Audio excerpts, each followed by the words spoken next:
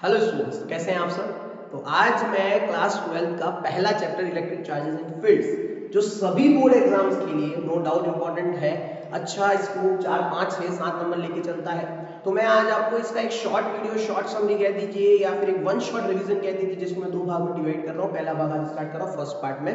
तो सर सबसे पहले इलेक्ट्रिक चार्जेस एंड फील्ड्स अगर चैप्टर हमें स्टार्ट करना है तो हमें सबसे पहली चीज क्या समझनी है कि सर इलेक्ट्रिक चार्जेस क्या होते हैं, what are electric charges. Sir सबसे पहले एक बात ध्यान रखिएगा, जितने भी नेचर में आपके एलिमेंट है दैट इज 1 1 8 जो आप केमिस्ट्री में पढ़ते हैं, hydrogen, helium, lithium, beryllium, boron, carbon, nitrogen, sir उनके ऊपर एक नेचर होता है जो ये डिसाइड करता है कि वो पॉजिटिव होंगे, नेगेटिव होंगे या न्यूट्रल होंगे। सर वो जो चार्ज की प्रॉपर्टी है, वो जो चार्ज का अपना इंट्रिंसिक बिहेवियर है, वो ये डिसाइड करके बताता है कि किससे अट्रैक्ट करेगा या किससे रिपेल, उसी को कहते हैं sir electric charge. Sir electric charge में आपको एक बात ध्यान रखना है, इसकी मैग्नीट्यूड वैल्यू हुई प्लस माइनस 1.6 × 10⁻19 कूलम होती है।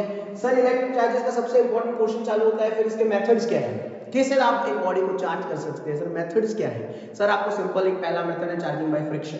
फ्रिक्शन, रबिंग, रब करो चार्ज बनाओ, इसको कहते हैं charging by friction. Second method आता है sir charging by physical contact. याद रखिए mobile charging, physical contact, plug in करिए, कांटेक्ट हुआ है तभी तो चार्ज ट्रांसफर हो रहा है, that is charging by physical contact. तीसरा आता है sir charging by induction. Induction, induce, generate, पैदा करना। एक बॉडी से दूसरी बॉडी में अगर आप चार्ज को पैदा करते हैं ना सर, तो उसे कहते हैं charging by induction. Sir next इसी इलेक्ट्रिक चार्ज के अंदर आपको प्रॉपर्टीज का ध्यान रखना है। प्रॉपर्टीज क्या क्या होंगी। Sir electric charge scalar addition follow करता है, कोई वेक्टर नहीं, कोई नाटक नहीं, कोई डायरेक्शन नहीं, डायरेक्ट ऐड करो काम खत्म। सर दूसरी इसकी इंपॉर्टेंट प्रॉपर्टी है इलेक्ट्रिक चार्ज कंजर्व रहेगा। Total charge is always conserve in the isolated system. Charge ना बाहर जाता है ना अंदर आता है अगर सिस्टम आइसोलेटेड। और तीसरा आपको quantization of charge, the very very most important 1 mark question मेरी तरफ से, quantization of charge. Quantization, quanta quanta, integral value integral value मतलब फ्रैक्शन नहीं आएगा। चार्ज हमेशा आपका फिक्स्ड वैल्यू में आता है, इंटीग्रल वैल्यू में आता है, कभी भी आपको फ्रैक्शन वैल्यू में चार्ज नहीं मिलेगा। जिसमें आपको फॉर्मूला याद रखना है बेटा, Q = plus minus n e, e इसमें मैग्नीट्यूड है, Q इसमें टोटल चार्ज है और n इंटीग्रल वैल्यू है, मतलब 0 1 2 3 फ्रैक्शन अलाउ नहीं होते हैं। तो ये पूरा आपका फर्स्ट टॉपिक इस चैप्टर का होता है इलेक्ट्रिक चार्जेस। इलेक्ट्रिक चार्जेस का सब ध्यान रखना है आपको। फिर नेक्स्ट आ जाता है सर इलेक्ट्रिक फोर्स। अब दो चार्जेस के बीच में फोर्स है, अट्रैक्शन भी हो सकता है, रिपल्शन भी हो सकता है। सर दो चार्जेस के बीच में अगर फोर्स निकालना है तो वो कूलम फोर्स से मिलता है। दो चार्जेस है, दोनों के बीच में r डिस्टेंस है, मान लीजिए q1 q2, दोनों के बीच में जो फोर्स का मैग्नीट्यूड होगा सर वो कूलम कहता है k q1 q2 upon r²। देखा देखा लगता है ना सर, ग्रेविटेशनल फोर्स जैसा है सर, कूलम और ग्रेविटेशनल फोर्स एक जैसे न्यूटन भाई ने काम किया है यहाँ पे। पर ये जो k है वो मीडियम पे डिपेंड करता है, वहां पे जो g था, g m1 m2 upon r², g कभी भी मीडियम पे डिपेंड नहीं करता था, पर ये k करेगा सर। इसे कहते हैं हम परमिटिविटी ऑफ ए मीडियम, जिसकी वैल्यू होती है 1/4 pi epsilon not. Epsilon not यहाँ पे परमिटिविटी ऑफ ए मीडियम होता है। मतलब अगर ये वैल्यू वैक्यूम में मैं बात करूं तो फिक्स होती है 8.854 × 10⁻12 जो आपको ध्यान रखनी है। पर किसी मीडियम में जाओगे ये वैल्यू चेंज होगी तो k चेंज होगा, k चेंज होगा तो फोर्स बदलेगा अकॉर्डिंग टू द मीडियम। तो ये कूलम का फोर्स का फॉर्मूला आपको ध्यान रखना है। Sir vector form of Coulomb's law, sir ये अट्रैक्शन और रिपल्शन दोनों देता है। अगर अट्रैक्ट करेगा तो डायरेक्शन बताओ, रिपेल करेगा तो डायरेक्शन बताओ। तो यहाँ पे वेक्टर फॉर्म में हमेशा ध्यान रखना है आपको, k q1 q2 upon r², no doubt magnitude है ये, यहाँ पे लग जाएगा r cap. r cap is a unit vector जो आपको डायरेक्शन बता देगा। तो ये आपका vector form of Coulomb's law है। सर इस पे न्यूमेरिकल्स आते हैं और मैं अगली वीडियो में इनकी इस चैप्टर के खासकर जितने भी न्यूमेरिकल्स बनते हैं वो डिस्कस करूंगा, जिसमें कूलम्स वेक्टर फॉर्म पे बहुत इंपॉर्टेंट क्वेश्चन मिलेगा। सर आगे चलते हैं, इलेक्ट्रिक फील्ड क्या होता है। Electric field, field, area, region, influence, मतलब एक चार्ज जिसका अपना एक इन्फ्लुएंस रीजन होगा बेटा, वो इन्फ्लुएंस रीजन में अगर कोई भी आता है तो इसकी वजह से या तो उसको अट्रैक्शन या रिपल्शन, पर कब फील होगा ये अट्रैक्शन रिपल्शन, जब वो उसके रीजन में आएगा, जब तक नहीं आएगा तब तक नहीं फील होगा। तो सर एक चार्ज जिसका अपना एक इन्फ्लुएंस रिंग या रीजन होता है, उस रीजन और उस रिंग को कहते हैं इलेक्ट्रिक फील्ड। इलेक्ट्रिक फील्ड का जनरल फॉर्मूला होता है F/Q0। Q0 यहाँ पे sir unit mass, unit charge होता है। यूनिट चार्ज मतलब जिसके आने से कोई घंटा फर्क नहीं पड़ता है, आएगा कुछ नहीं करेगा, बैठेगा काम खत्म। सर यहां से SI यूनिट न्यूटन पर कूलम, डायमेंशन बहुत इंपॉर्टेंट है, 1 मार्क्स, आधा मार्क्स, 1.5 मार्क्स में इसके डायमेंशंस और यूनिट पे काम होता है, तो ध्यान रखिएगा। इसी में इसका नेक्स्ट आता है सर प्रॉपर्टीज। प्रॉपर्टीज बहुत इंपॉर्टेंट है, जैसे कि दो इलेक्ट्रिक फील्ड लाइन कभी इंटरसेक्ट नहीं करती, इंटरसेक्ट करती है तो वहां पे दो डायरेक्शन हो जाएंगे एक चार्ज के, जो पॉसिबल नहीं है, क्योंकि फील्ड लाइंस के किसी भी पॉइंट पे आप टेंजेंट ड्रॉ करोगे बेटा तो उस पे उसका डायरेक्शन मिलता है, और जब इंटरसेक्ट किया तो दो डायरेक्शन, जो कि पॉसिबल नहीं है। उसी के साथ जहां फील्ड लाइन जितनी पास में होंगी वो स्ट्रॉन्गर स्ट्रेंथ बताता है फील्ड की, और जहां फील्ड लाइन जितनी दूर होंगी वहां पे वीकर स्ट्रेंथ बताता है इलेक्ट्रिक फील्ड की। तो आप फील्ड लाइंस को देख के बता सकते हो इलेक्ट्रिक फील्ड इंटेंसिटी वहां पे वीकर है या स्ट्रॉन्गर है। सर इसी के साथ आगे चलते हैं, इलेक्ट्रिक डाइपोल बहुत बहुत बहुत इंपॉर्टेंट है।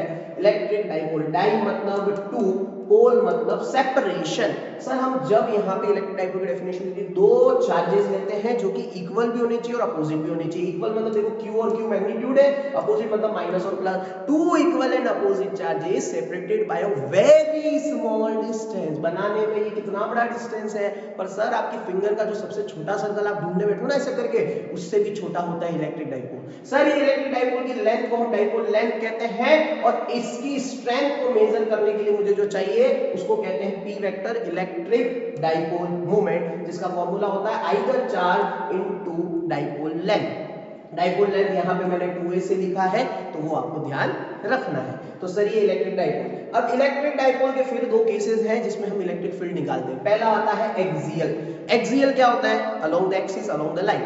सर ये डाइपोल था, अलोंग द एक्सिस आपके सामने है, ये यहाँ पे मेरा ये P पॉइंट है एक्सियल लाइन पे, जिसपे मुझे इलेक्ट्रिक फील्ड इंटेंसिटी निकालनी है। सबसे पहले इलेक्ट्रिक फील्ड इंटेंसिटी निकालने का तरीका ध्यान रखिए। जिस पॉइंट पे निकालना है ना इलेक्ट्रिक फील्ड इंटेंसिटी, सर वहां पे कोई चाहिए, तभी तो फील होगा कि कितना आपको इस चार्ज की वजह से फील्ड फील हो रहा है। तो मुझे कोई डमी चाहिए, डमी, और वो डमी के नाम पे मैं यहाँ लाता हूँ यूनिट चार्ज। जैसा मैंने कहा था F by Q not, Q not is a unit charge जिसके आने से कोई फर्क नहीं पड़ेगा, यहाँ लाया हूँ Q नॉट। सर ये Q नॉट पॉजिटिव होता है, पॉजिटिव पॉजिटिव रिपेल, तो देखो electric field plus Q, positive negative attract, तो देखिए E vector minus Q attraction में जा रहा है।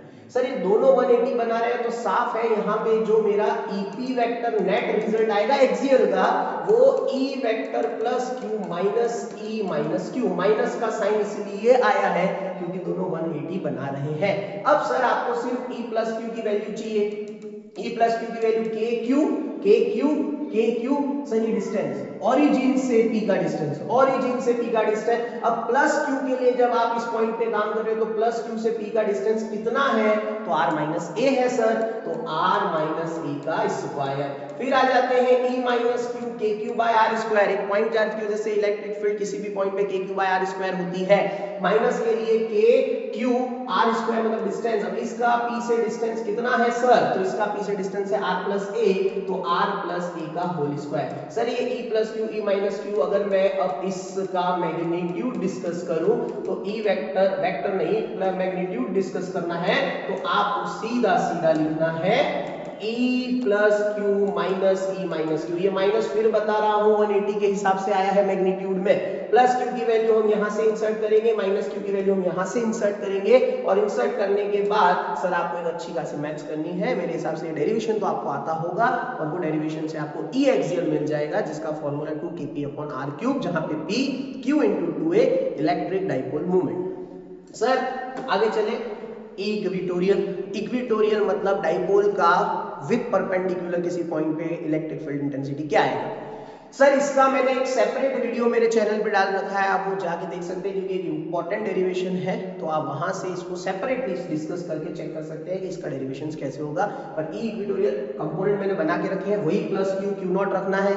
Q नॉट यहां से अट्रैक्ट करेगा तो देखो E माइनस Q, ये रहा अट्रैक्शन वेक्टर, ये रिपेल करेगा तो E प्लस Q वेक्टर ये रहा। अब दो vector from a common point, sir 11th class parallelogram of vector addition, parallelogram बना, ये इसका रिजल्टेंट आ गया है। अब आपको इस रिजल्टेंट को सॉल्व करना है। सर यहां से ये थीटा बनता है फॉर द डाइपोल, तो ये थीटा है तो यहां से ये भी आपको थीटा मिलेगा, और ये लाइन भी स्ट्रेट लाइन है तो ये थीटा है तो ये भी आपको क्या मिल जाएगा, थीटा। ये मैं फिर दोहराता हूं, आपको मेरा एक पूरा सेपरेट वीडियो इक्वेटोरियल का बना हुआ है, आप वहां जाके यूट्यूब चैनल पे चेक कर सकते हैं। उसी के साथ सर अब आगे चलें तो एक बात जरूर ध्यान रखिएगा कि इलेक्ट्रिक डाइपोल का भी खुद का डायरेक्शन होता है जो हमेशा नेगेटिव से पॉजिटिव होगा। मतलब मैंने जो इलेक्ट्रिक डाइपोल बनाया है माइनस Q से प्लस Q, इसका अपना एक P कैप होगा, यूनिट वेक्टर जो इसका डायरेक्शन बताएगा वो हमेशा बेटा कहां से कहां होगा, नेगेटिव से पॉजिटिव। जैसे यहाँ पे देखो माइनस Q प्लस Q, तो इसका पी कैप लेगा। और ई इक्विटोरियल मुझे पता है रिजल्ट इधर ही आएगा, मतलब इन दोनों के बीच में रिजल्ट साफ है। ई इक्विटोरियल और पी कैप में क्या बन रहा है 180, मतलब दोनों अपोजिट है।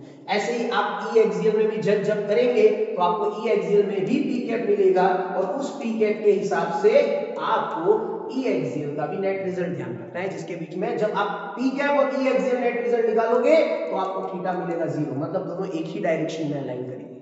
तो सर ये मेरा पहला पार्ट चैप्टर 1 का। नेक्स्ट पार्ट में मैं गॉस थ्योरम और गॉस थ्योरम की एप्लीकेशन डिस्कस करूंगा। ठीक है बेटा, तो बने रहिएगा, सब्सक्राइब कर लीजिएगा, आपको आगे की सारी अपडेट मिलती रहेंगी। और मैं कोशिश करूंगा कि आपके 12th क्लास के बोर्ड एग्जाम से पहले सारे मेन चैप्टर्स और टॉपिक कवर करके आप तक पहुंचा दूं। Thank you.